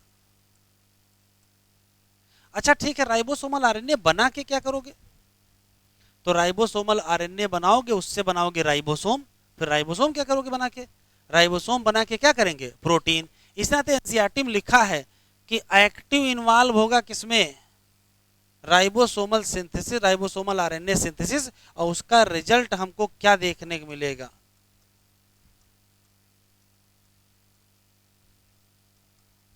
प्रोटीन सिंथेसिस देखने को मिलेगा। तो बस न्यूक्लियोलस में इतने ही सवाल हैं। एक या एक से ज्यादा स्फेरिकल स्ट्रक्चर होंगे जो न्यूक्लियोप्लाज्म में होंगे या न्यूक्लियस। मेम्ब्रेन नहीं होगा, इसी नाते इसके अंदर का जो कंटेंट है वो न्यूक्लियोप्लाज्म से अलग नहीं होगा। ये एक्टिव राइबोसोमल आरएनए सिंथेसिस करेगा, उसका रिजल्ट हमको कहाँ देखने को मिलेगा? प्रोटीन की सिंथेसिस में देखने को मिलेगा। क्रोमैटिन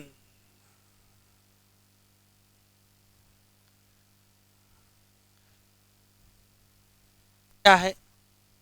तो दो लाइनें स्पष्ट एनसीईआरटी में लिखी है, दोनों लाइनें आप याद रखोगे। एनसीईआरटी में लिखा है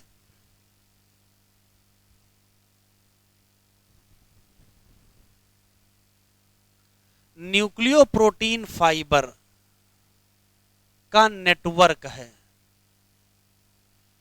ये न्यूक्लियोप्रोटीन फाइबर का नेटवर्क है। एनसीईआरटी में एक शब्द और लिखा है, लूज इनडिस्टिंक्ट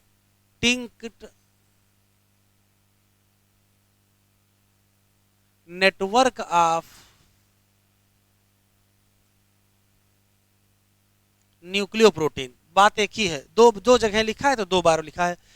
अगर लिखा हो loose indistinct network of nucleoprotein present in nucleoplasm, तो आंसर क्या दोगे? क्रोमैटिन। या कुछ ना लिखा हो, सिर्फ इतना ही लिखा हो कि न्यूक्लियोप्रोटीन फाइबर जो न्यूक्लियोप्लाज्म में होते हैं उनको कहते क्या हैं, तो भी आंसर क्या देंगे, क्रोमैटिन। अब काम देखो, काम स्थिति ये है कि यही क्रोमैटिन किसमें कन्वर्ट हो जाएगा, किसमें कन्वर्ट हो जाएगा, क्रोमोसोम में। तो सिस्टम यही है,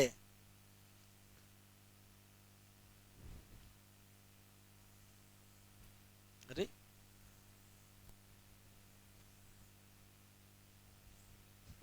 बड़ा मुश्किल है। क्रोमैटिन से क्या बनाएंगे, क्रोमोसोम, और क्रोमोसोम से क्या बनाएंगे, क्रोमैटिन। इधर से इधर कब आओगे,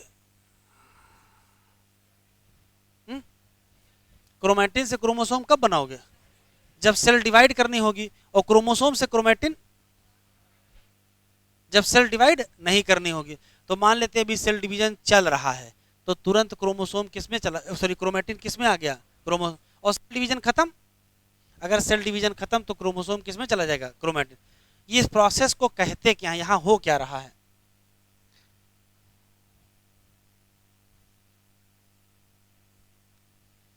यहां जो घटना हो रही है इसको क्या कहते हैं। अगर क्रोमैटिन से क्रोमोसोम बने तो इसको कहते हैं कंडेंसेशन, और क्रोमोसोम से क्रोमैटिन बने तो कहते हैं डी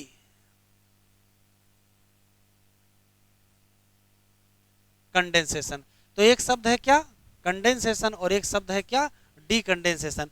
कंडेंसेशन का मतलब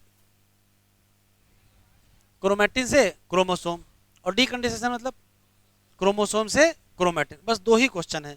आखिरी सवाल ये है कि क्रोमैटिन किसके बने हैं बेटा,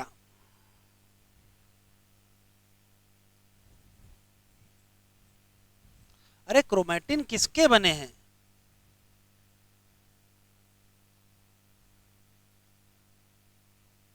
तो किसके कहोगे, न्यूक्लियो प्रोटीन। तो जरा एक काम करते हैं, न्यूक्लियो अलग कर लेते हैं, प्रोटीन अलग कर लेते हैं। न्यूक्लियो को अलग देख लो और प्रोटीन को अलग देख लो। न्यूक्लियो मतलब न्यूक्लिक एसिड, और प्रोटीन का मतलब प्रोटीन। तो इसमें क्या पाई जाएंगी,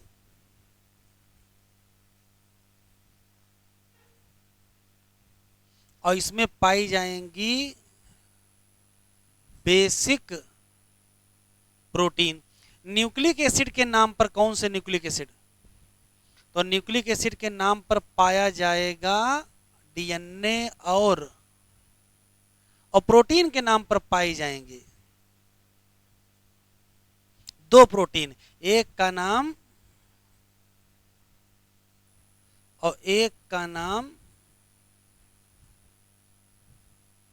तो अगर आपसे क्वेश्चन पूछे कि क्रोमैटिन में क्या क्या क्या है तो क्या बताओगे,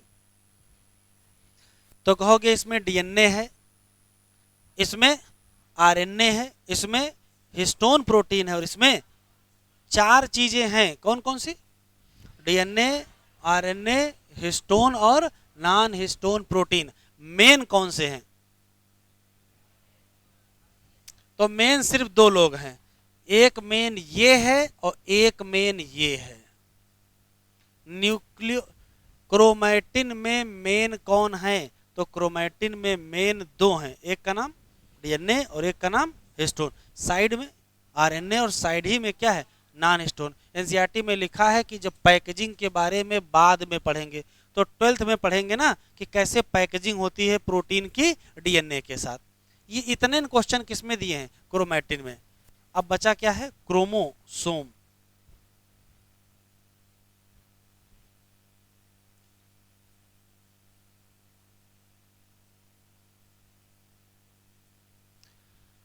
अभी बताया है कि क्रोमोसोम क्या है, क्या है, तो क्रोमोसोम कुछ नहीं है, क्रोमोसोम है कंडेंस, क्या, क्रोमैटिन। क्रोमैटिन को कंडेंस कर लीजिए और क्या बना लीजिए, क्रोमोसोम बना लीजिए। तो क्रोमैटिन क्या है,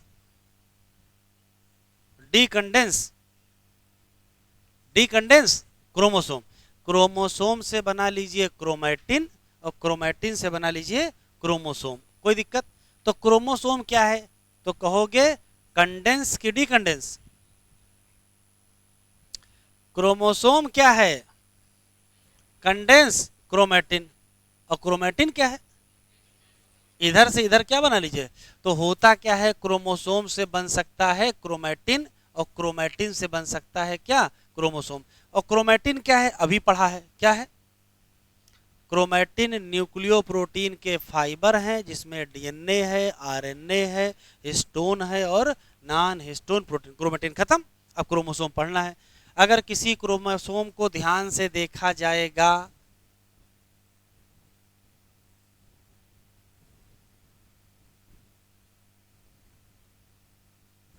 किसी भी क्रोमोसोम को ध्यान से देखा जाएगा, तो इसमें देखिए क्या क्या दिखाई पड़ेगा। इसमें हमको दिखाई पड़ेंगे दो आर्म। इस आर्म को कहते हैं क्रोमैटिड। गड़बड़ ना करिएगा, यहां क्या लिखा है और यहां क्या लिखा है, अंतर है। क्रोमैटिड क्या है? ये आर्म ऑफ क्रोमोसोम। दोनों आर्म को आपस में किसने जोड़ के रखा है? सेंट्रोमियर। सेंट्रोमियर को कहते हैं प्राइमरी कॉन्स्ट्रिक्शन। प्रत्येक प्रत्येक क्रोमोसोम में पाया जाता है प्राइमरी कॉन्स्ट्रिक्शन, जिसको कहते हैं सेंट्रोमियर, और जिसकी जिम्मेदारी है कि होल्ड करो किसको? क्रोमैटिड को। तो क्रोमैटिड को किसने होल्ड किया? आंसर देंगे सेंट्रोमियर। एक और चीज ध्यान से देखेंगे, इस सेंट्रोमियर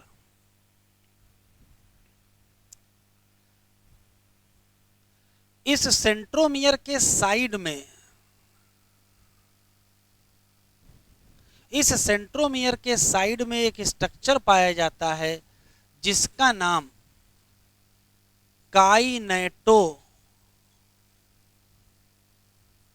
कोर है। काइनेटो कोर क्या है? तो कहोगे डिस्क, हलचल ना करो भाई, पी लेना, थोड़ी देर रुक जाओ। डिस्क शेप स्ट्रक्चर है। कहां है? तो कहोगे एट द सेंट्रोमियर। इसका काम एक बार नीट में पूछा गया है। काम देखो जरा, जब सेल डिवाइड करती है तो ये है क्रोमोसोम, ये सेंट्रियोल, ये दूसरा सेंट्रियोल। जब सेल डिवाइड करती है तो ध्यान से देखेंगे होता क्या है, यहां से फाइबर जुड़ते हैं। ये जो स्पिंडल फाइबर हैं वो क्रोमोसोम में कहां जुड़ते हैं? तो आंसर क्या देंगे? काइनेटोकोर। तो ये क्या है? प्लेस है attachment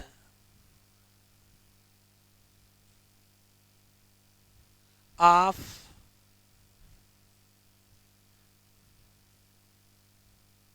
spindle fibre. Spindle fibre के अटैचमेंट की जगह का नाम क्या है? तो आंसर देंगे क्या? काइनेटोकोर। ये क्वेश्चन, यह कैसा होता है? डिस्क शेप स्ट्रक्चर होता है। कहां होता है? At surface of centromere. ये जो क्रोमोसोम है,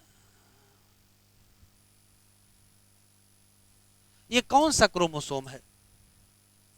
इस क्रोमोसोम को कहते हैं मेटाफेजिक क्रोमोसोम। क्योंकि दो क्रोमेटिड आपको दिखाई पड़ रही है तो दो आर्म दिखाई पड़ रहे हैं, तो ये कौन सा क्रोमोसोम है?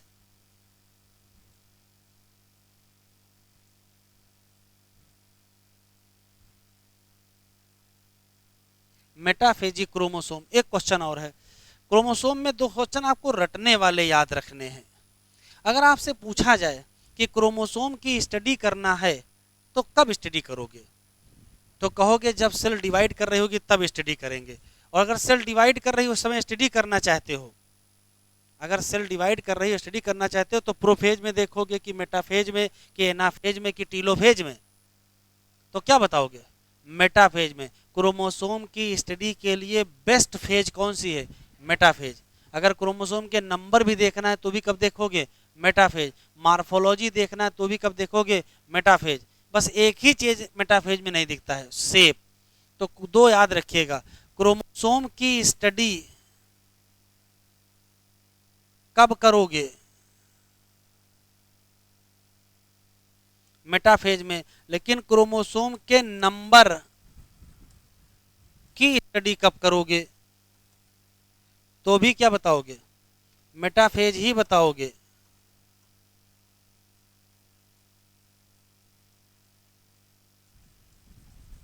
लेकिन अगर कहीं क्रोमोसोम का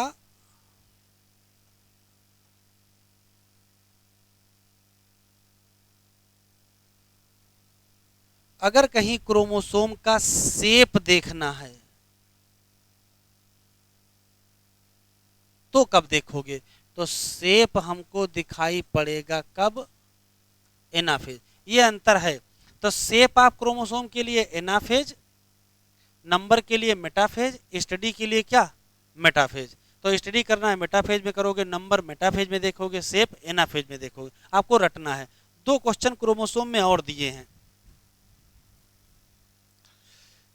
कुछ क्रोमोसोम में, इधर देखो,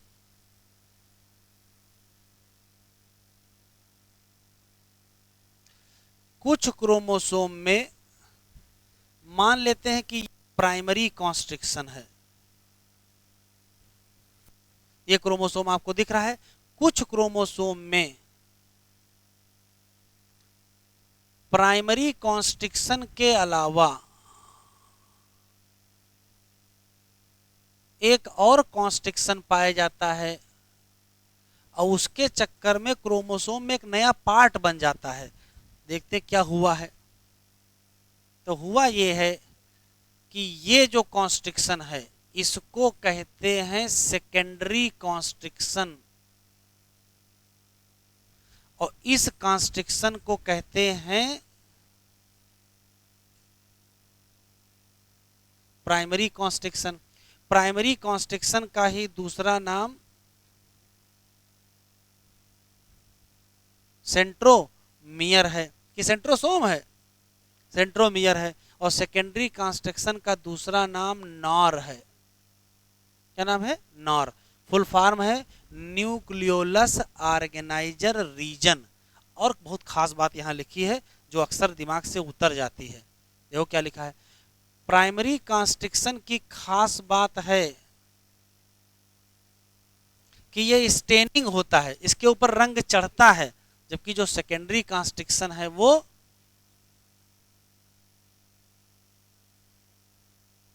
नॉन स्टेनिंग। एक क्वेश्चन ये है, इसके चक्कर में एक स्पेशल सेगमेंट बन गया है, इसको कहते हैं सैटेलाइट। और इस क्रोमोसोम को कहते हैं सैट क्रोमोसोम।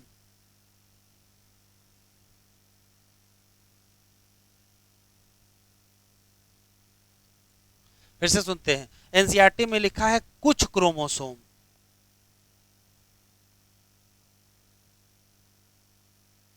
कुछ क्रोमोसोम हैं जिसमें प्राइमरी कॉन्स्ट्रिक्शन, जिसमें प्राइमरी कॉन्स्ट्रिक्शन, जिसमें प्राइमरी कॉन्स्ट्रिक्शन के अलावा, कॉन्स्ट्रिक्शन होना चाहिए,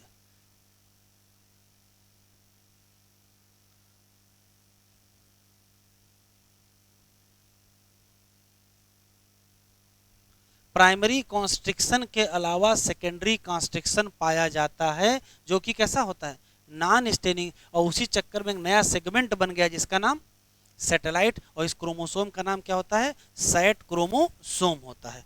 आखिरी पॉइंट क्रोमोसोम का,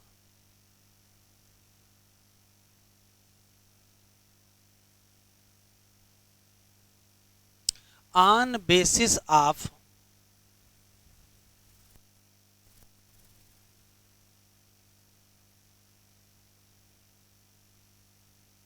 on basis of position of centromere. Centromere की पोजीशन के आधार पर 4 प्रकार के क्रोमोसोम होते हैं। 4 टाइप क्रोमोसोम। कौन कौन से देखो देखो कौन कौन से होते हैं और क्या क्या उसमें क्वेश्चन पूछा जाता है। तो एक क्रोमोसोम ये है,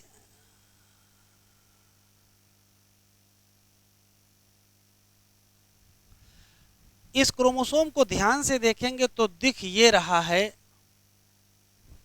कि इसकी दोनों आर्म बराबर हैं। इसको कहते हैं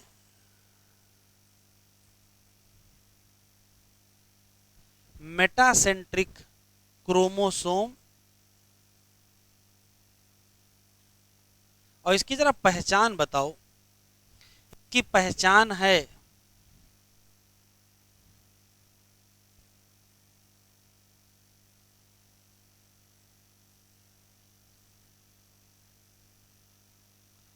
सेंट्रोमियर एट सेंटर। अगर सेंट्रोमियर सेंटर में पाया जाए, अगर सेंट्रोमियर सेंटर में पाया जाए तो नाम क्या हो जाएगा? मेटासेंट्रिक। एक पहचान इसकी और है, बोथ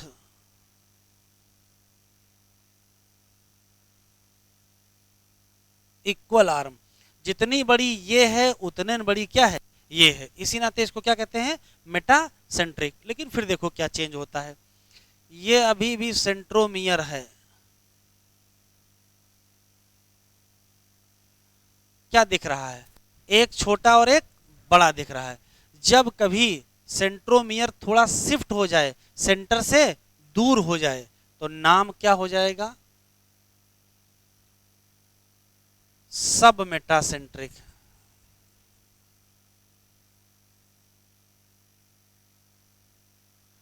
और सब मेटासेंट्रिक क्रोमोसोम की पहचान जरा बताओ।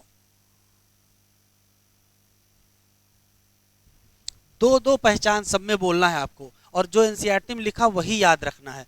इसकी पहचान है कि सेंट्रोमियर सेंटर पर है कि सेंटर से दूर है। तो सेंट्रोमियर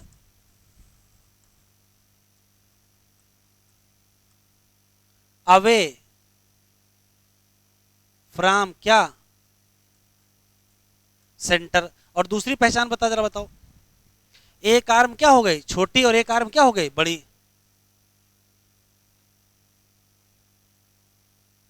वन आर्म हो जाएगी छोटी और वन आर्म हो जाएगी क्या? बड़ी। नीट 2018 या 2019 में एक सवाल आया है, इस छोटी आर्म को कहते क्या हैं और इस बड़ी आर्म को कहते क्या हैं? तो जो ये छोटी आर्म है, 60 आर्म, और ये क्या है? इसके लिए एक स्पेशल टर्म है जिसको कहते हैं पी आर्म, और इसको कहते हैं क्यू आर्म। ये पूछा गया सवाल है कि किसको पी आर्म कहते हैं और किसको क्यू आर्म। तो किसको पी कहते हैं और किसको क्यू कहते हैं? Long arm. ऐसा कब हुआ? जब सेंट्रोमियर कहां चली गई? Away from centre.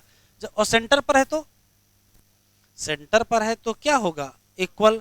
और दूर चली गई तो क्या? तो एक छोटी और एक बड़ी। तो छोटी का नाम और बड़ी का नाम। फिर देखो,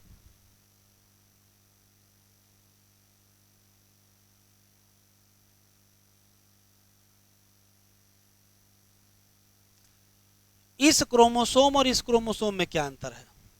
इसमें छोटी वाली और छोटी है और बड़ी वाली और बड़ी है। इसे कहते हैं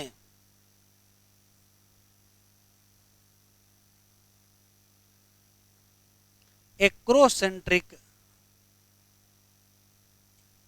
क्रोमोसोम। पहचान जरा बताओ, इसका सेंट्रोमियर कहां है? सेंटर पर है? सेंटर पर है कि नहीं है? नहीं है। सेंटर से दूर है कि किनारे के करीब है? यही अंतर है सेंटर से दूर है कि किनारे के करीब है? लिखा है एनसीईआरटी में क्लोज टू इंड। क्या लिखा है? Close to end. तो अगर किनारे के करीब है तो वही लिखो ना। तो इसकी सेंट्रोमियर कहां है?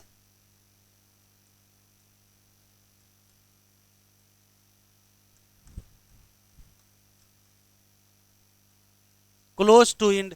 इसी नाते आर्म कैसी हो जाएंगे? एक बहुत छोटी और एक बहुत बड़ी। एक हो जाएगी वेरी शार्ट और एक हो जाएगी वेरी लॉन्ग। ये क्या हो जाएगी?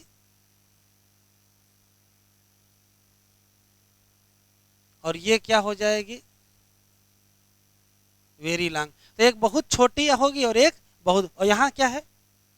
शार्ट आर्म और लॉन्ग आर्म। वहां क्या है? वेरी शार्ट आर्म और वेरी लॉन्ग आर्म। फिर देखिए एक और बच्चा है,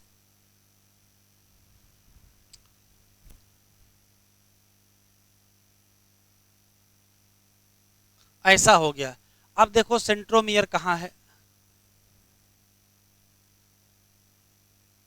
सेंट्रोमियर एट कहाँ? टिप या एट कहाँ? इंड। अगर टिप पर हो, इंड पर हो, तो इसको क्या कहोगे?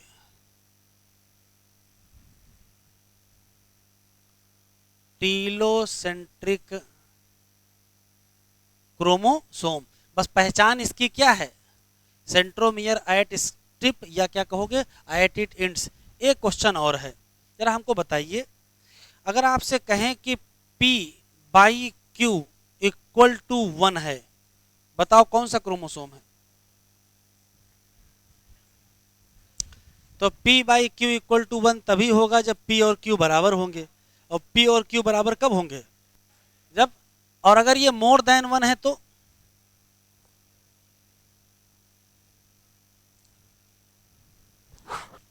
ऐसा कभी नहीं होगा, ऐसा होता है Q बाई P होगा। P वाले को नीचे रखेंगे कि ऊपर रखेंगे हैं? ऐसे लिखा मिल सकता है, अभी तक कभी नहीं आया है, लेकिन हो सकता है ऐसे कभी रेशियो बना के आपको दे दे कि Q बाई P या P बाई Q। तो P Q हार्डी बीनबर्ग वाले से ना निकालने लगिएगा, फार्मूला वहां सेट करिए P स्क्वायर Q स्क्वायर वाला, उससे कोई लेना देना नहीं है।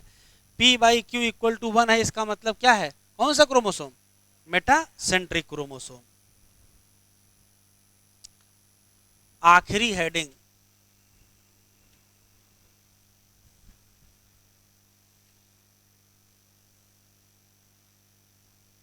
क्या दिया है? एक ही लाइन लिखी एनसीईआरटी में, 2 लाइन है, 2 लाइन लिखी। क्या लिखा है? पहला शब्द है मेम्ब्रेन बाउंडेड।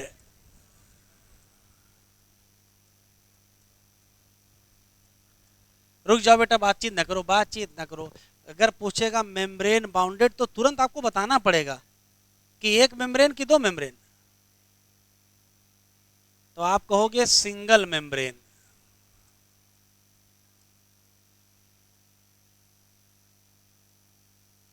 कैसी है? Single membrane.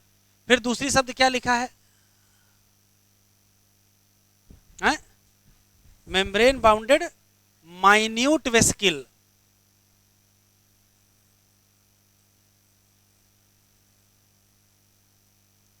अरे आप सोचो, इसका नाम माइन्यूट, ये माइन्यूट वेस्किल न होती इसका नाम ये रखते? माइक्रो बॉडी नाम कहां से आया? इसके साइज ही से तो आया है, माइन्यूट वेस्किल। फिर तीसरी बात क्या लिखी है? हैं? लिखा है हैब इंजाइम। इधर आप बता नहीं पाओगे, उधर पूछेगा कौन सा इंजाइम है, कौन सा इंजाइम होगा? हाइड्रोलिटिक इंजाइम होगा, लाइसोसोम है? तो देखो इंजाइम यहां मिलेगा, पर ऑक्सीडेज। कौन सा इंजाइम? पर ऑक्सीडेज। और लिखा है प्रेजेंट इन, किसमें?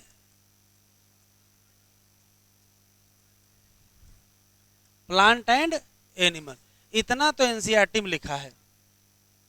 माइन्यूट वेसिकल हैं, प्लांट और एनिमल में है, और क्या है, मेम्ब्रेन बाउंडेड है, उन्हीं को कहते क्या है, माइक्रो बॉडीज। 2 लाइनें एक्स्ट्रा याद कर लेंगे। ये 2 प्रकार के कम से कम नाम याद रखेंगे। एक का नाम है पर ऑक्सीसोम और एक का नाम है ग्लाइऑक्सीसोम। ये जो पर ऑक्सीसोम है इसी में पाया जाता है क्या, पर ऑक्सीडेज एंजाइम। ध्यान से सुनिएगा, अभी आगे पढ़ेंगे फोटो रेस्पायरेशन प्लांट में होता है, उसमें 3 ऑर्गेनेल इन्वॉल्व होते हैं। कौन कौन से,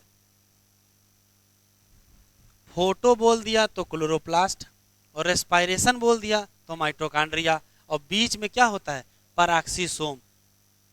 पराक्सीसोम किसमें इन्वॉल्व है,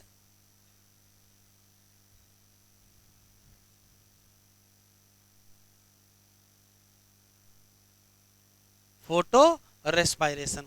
अब ग्लाइऑक्सीसोम देख लो, एक होता है ग्लाई ऑक्जीलेट मेटाबॉलिज्म।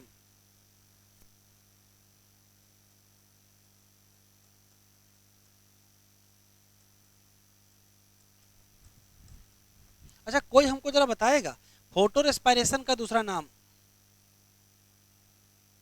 और इसको ग्लाइकोलेट मेटाबॉलिज्म भी कहते हैं। क्या नाम है, ग्लाइकोलेट। और ये क्या लिखा मैंने, यहाँ लिखा ग्लाई ऑक्जीलेट, मिलते जुलता नाम है, तो यहां मिलेगा ग्लाइकोलेट मेटाबॉलिज्म। तो ग्लाइकोलेट मेटाबॉलिज्म और ग्लाइऑक्जीलेट मेटाबॉलिज्म अलग अलग होती है। ग्लाइऑक्जीलेट किसमें होती है, प्लांट में होती है, कहाँ होती है, ग्लाइऑक्सीसोम। और ग्लाइकोलेट किसमें होती है बेटा, फोटो रेस्पायरेशन होता है C3। नहीं याद आया, किसमें होता है, C3 प्लांट में होता है। ये 2 बातें एनसीईआरटी के बाहर की हैं। बस चैप्टर खत्म है आज, इतना ही। PDF अभी थोड़ी देर में देते हैं, परेशान ना हो।